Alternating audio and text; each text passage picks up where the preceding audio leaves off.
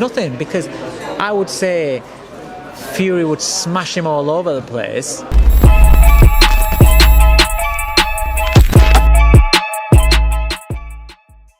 Pro boxing fans here in Sheffield, we're none other than Dave Coldwell. Dave, we're here. Hopey Price, another chapter of his career so far.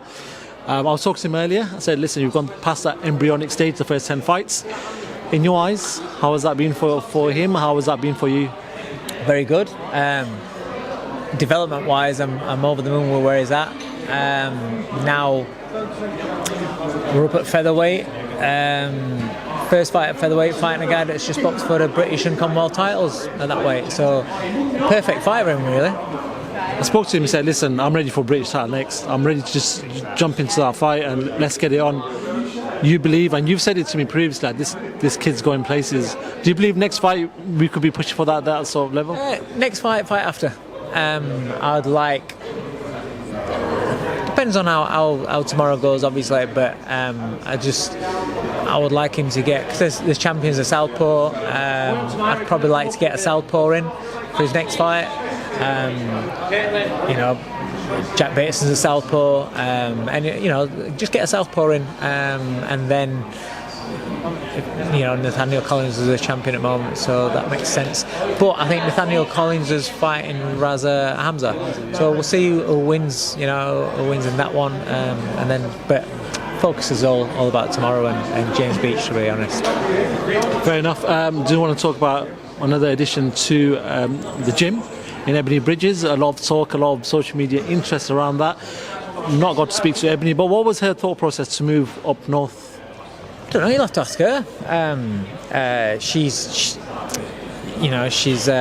got a lot of connections up in Leeds and up around this area, so she wanted to move up north, and obviously it's a long old commute to go down to the gym down in London. So unfortunately for that partnership, that the distance is a little bit too much. So I got asked to would I be interested in coaching her, and I wasn't sure. I've never trained a woman before. I manage a couple, but I wasn't sure about that. I'd never even spoke to Ebanie. I'd literally just said hello. That's it at the odd shows, but I've never had a conversation with her other than how you doing. So I wasn't sure. I was like, really? But I agreed to have a meet, and we had a meet and a training session, and yeah, she's completely different to what I thought she'd be. So yeah, it's working out really well. Gelled really well.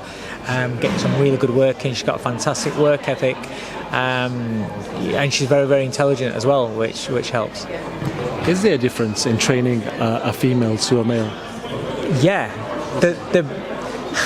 I was saying this. She sparred this morning, and I was saying this morning, which she sparred. She had Beck Conley up, and I said this to them.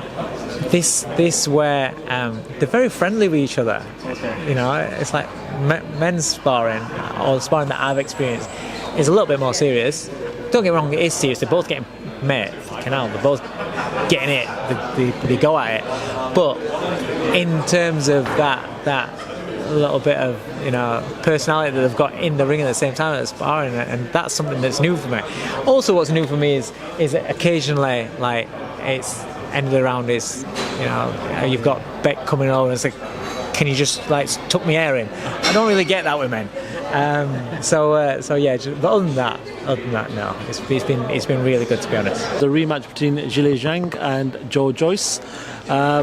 Do you feel like Joe can make enough adjustments in the rematch to beat Zhang, or do you feel like it'll go the same way as the first fight? I do, because I think Joyce is better. Listen, I know Joyce is very limited, and he gets hit, and he's very looks very stiff, but he is actually better than what he was in that fight. I don't know what happened. I mean, speaking to people that are close to him, they were talking about the weight.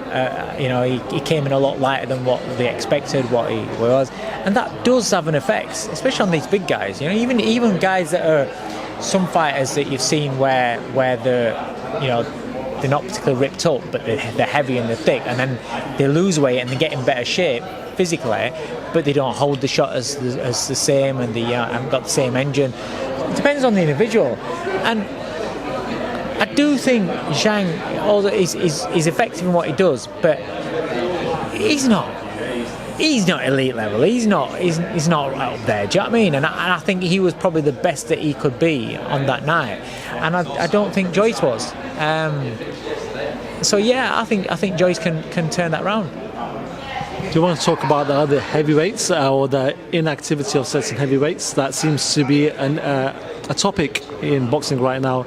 Do you want to first talk about Anthony Joshua? Eddie Hearn's actually in London having a talk with the Saudi reps for the Wilder fight. First of all, talk to me about that fight. December is the date or the month touted for that fight. Big fight for both guys. If Joshua against Wilder happens, mate, I don't care that there's losses on record. This is where people need to get boxing's tarnished with this loaded down with some weight where this people go on records and unbeaten records, and once you got beat they say, oh, you devalue the fight. Listen, is there anybody that will give a shit about the records when they go and watch that fight, or when they tune in to AJ versus Wilder? No, because somebody's getting sploshed, right? And you can have your opinions who's the favourite or whatever, but AJ's got the capability of knocking out Wilder. But we know Wilder's got the capabilities of knocking out absolutely anybody with that right hand. That's a fight. That's a really exciting fight. It's not one where they need to employ judges. There's no need, because it's definitely not going the distance. If there's more chance of me sprouting hair than there is of that fight going a distance. I'm talking about full-blown dreadlocks and everything, right? There's more chance of that. So no, I think that's definitely going to be an inside the distance, exciting, probably shootout. At this present time, there's talks between Dillian Whyte and Anthony Joshua in the meantime for an August 12th fight. There seems to be talks that are broken down, but it's back and forth and it's a bit messy. So obviously, question to myself, to you, is Dillian Whyte the right person for Anthony Joshua to be fighting before he faces Wilder? Why not? Because you can't fight a Caballero or someone like that. It's just it's not, the style wise ain't great for someone like AJ anyway. I just think that the Dillian Whyte fight, it's got enough jeopardy in it so AJ doesn't take it lightly and get caught unawares. But it's also got that sellability where people will actually be interested. I mean, listen, again, no, they're not both at the peaks or whatever, but it's still an exciting matchup, because Dillian's going to come and bring it, and the first fight was exciting. The first fight was was something to watch and enjoy. And I just think with those two personalities blending, and with the history and everything, I think it's it's a fight that will get people talking, get interested. AJ fighting against, if you look at the rest of the division, it's not really a stacked division, is it? So there's not. I can get where maybe his team would perhaps want a more safe fight if you're going into a Wilder fight, but Andy Ruiz was deemed as a safe fight, before a bigger fight after that, and look what happened. So if at this stage in your career, coming off so if you're talking about you're wanting fights against Wilder or Fury, say for instance, look at what Fury did with Dillian. So if you're looking at it from an AJ point of view, if you're saying you're wanting those kind of fights, then really you should be beating Dillian Whyte. But then for Dillian, if you're wanting to get back into the big mix after a disappointment against Fury, with how people down-pegging AJ now, then you should be able to beat AJ. So it's a good crossroads fight. It's a real good crossroads fight, I feel. On the other hand, is Andy Ruiz and Deontay Wilder a dangerous fight for Wilder to be taken before the AJ fight? Because a lot of people, no, a lot of people are saying that could possibly be a very dangerous fight. No, I don't think so. No, I think with I'm interested to see the evolution of Deontay Wilder under Malik Scott. I rate Malik. I think he's a very, very intelligent guy. He knows his boxing. From what I see, he looks like he's a good teacher of the game. And what I see, the clips of Wilder, he's adding things to Wilder. It's not just all about the right hand anymore. And so I'm excited to see, you know, the tweaks and the adjustments that they've made and the additions to his style. And I just think that he's got the height and reach massively, and he's obviously got the booming right hand. Andy Ruiz has had his you know, his shining light. I also think Andy Ruiz, the lighter version. What I was saying about heavyweights when they strip the weight, I also think, although he looked better when he's lighter, I didn't think he looked as sturdy, and you know, I think he gets knocked spark out, to be honest.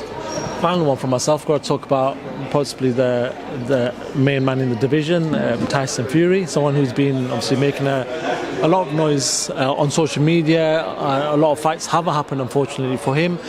Spoke to Frank Warren yesterday and did a lot of interviews, and he said, listen, October is when he's going to be fighting. It's a game changer of a fight. The name that's getting touted right now is Francis Ngannou. What would you make of that fight for Tyson Fury if that was to happen in this point of his career?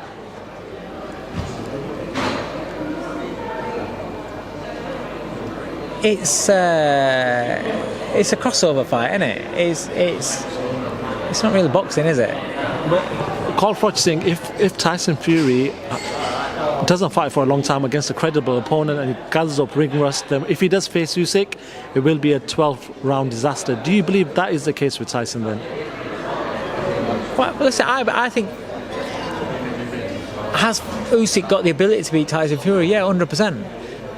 But I don't know if Fury's a bit too big for him. So that's a good fight, and I get that if the longer he's out of the ring, yeah, obviously. But you fighting Ngannou